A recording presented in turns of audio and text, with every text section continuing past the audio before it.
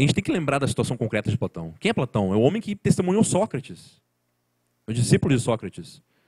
É o homem que esteve com aquele que deu a sua vida pela verdade. Aquele que preferiu a morte antes de vender a sua alma para a polis grega, não é? Para Atenas. É o homem que preferiu manter a sua polis, a sua cidade, o seu próprio ser, tomado nesse sentido mais elevado, do que manter aquilo que é inferior a essa polis, que é a polis dos homens, que se corrompe por quê? Porque essa polis anterior a ela e superior a ela, que está aí dentro de cada homem, se corrompeu antes e permitiu que as coisas chegassem a esse ponto. Quer dizer, é uma confusão antes naquele que contempla e age sobre a realidade, que permite uma confusão na realidade física em torno. Quer dizer, há uma repercussão de uma coisa em outra. Assim como a inteligência se descobre o seu próprio fundamento, um homem político, o homem social, como é a sua própria condição mesma, investigando sobre si mesmo, descobre em si também o fundamento daquelas ações sociais. E esse mesmo homem, se contemplando, descobre um fundamento ainda anterior.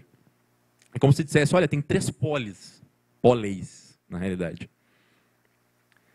Existe a polis da cidade, a cidade física, que é mais do que necessária para a existência humana, afinal de contas, este é o homem, certo? Hoje em dia a gente está acostumado, eu vou viajar, vou para o campo, né, vou sair da cidade. Né? Só que assim, a cidade, a gente nunca para pensar muito nisso. Né? Que, antigamente se fundavam cidades com sacrifícios. A cidade era entendida como um círculo de realidade delimitada por um círculo de caos. Era essa a percepção que as pessoas tinham. Por quê? Pega, sei lá, a sociedade egípcia. Né? Imagina você vivendo num deserto, um grupo de pessoas, uma comunidade ali, em que vocês conseguem estabelecer comunicações humanas entre si, mas fora desse círculo de comunicação existem intempéries, existem animais, existem perigos, existe a morte, existe a escuridão, existe a própria escuridão desse mistério que nos antecede. Quer dizer, nós somos jogados como que num terreno de luz. Nós nós somos colocados desde já numa polis que nos é dada. Essa polis é a própria família. Nosso pai e nossa mãe que nos criaram.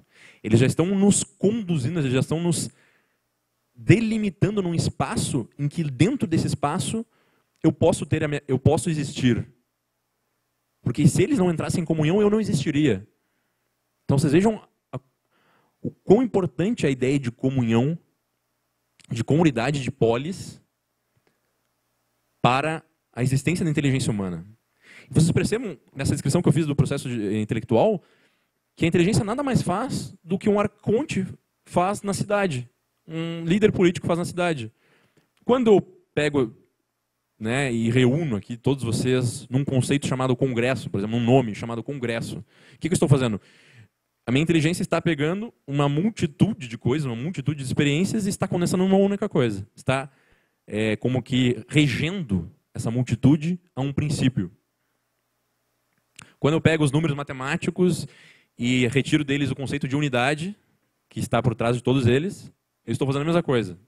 É um rei, minha inteligência, que ordena, fundamenta e rege esses súditos. Então a minha inteligência é política nesse sentido. É por isso que o homem é animal social. Porque por acaso ele se mistura com alguém. Não, a natureza dele já o leva a ser social. Ele é o ser que recolhe, ele é o ser que unifica. Ele é o ser que politiza. A gente poderia ler até a Politike, que é o título grego da República. Uma tradução nesse sentido poderia ser, né, a arte de reger a multitude. E nada mais faz a inteligência do que isso também, não é?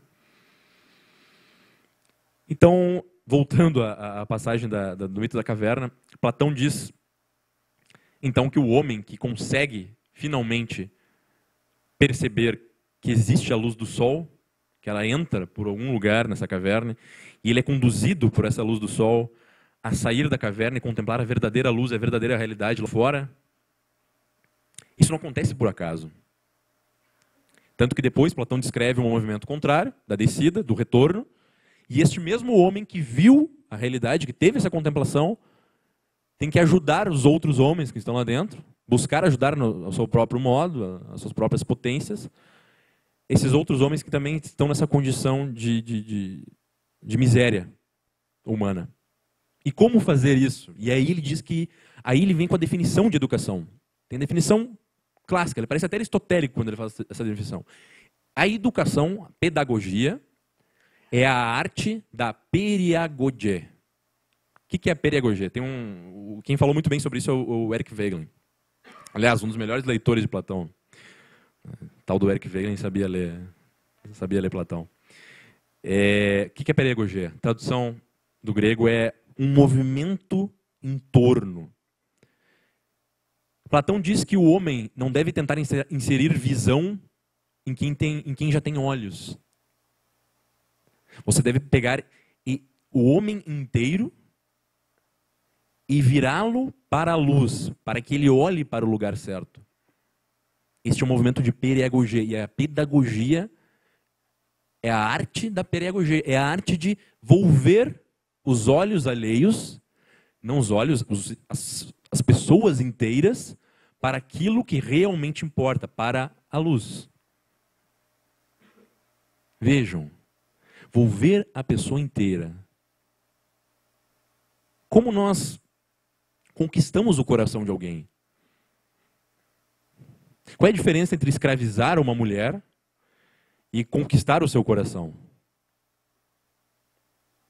Num caso, eu tenho um domínio, eu tenho um poder sobre uma parcela dessa pessoa.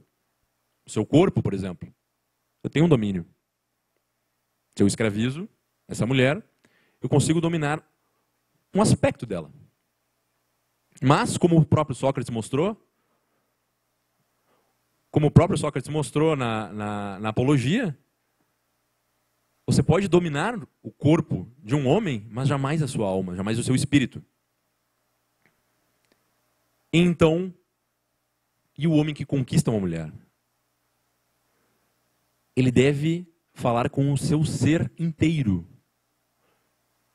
Ele deve comunicar-se com aquilo que nela é igual a este ser aqui, que quer que ela seja conquistada.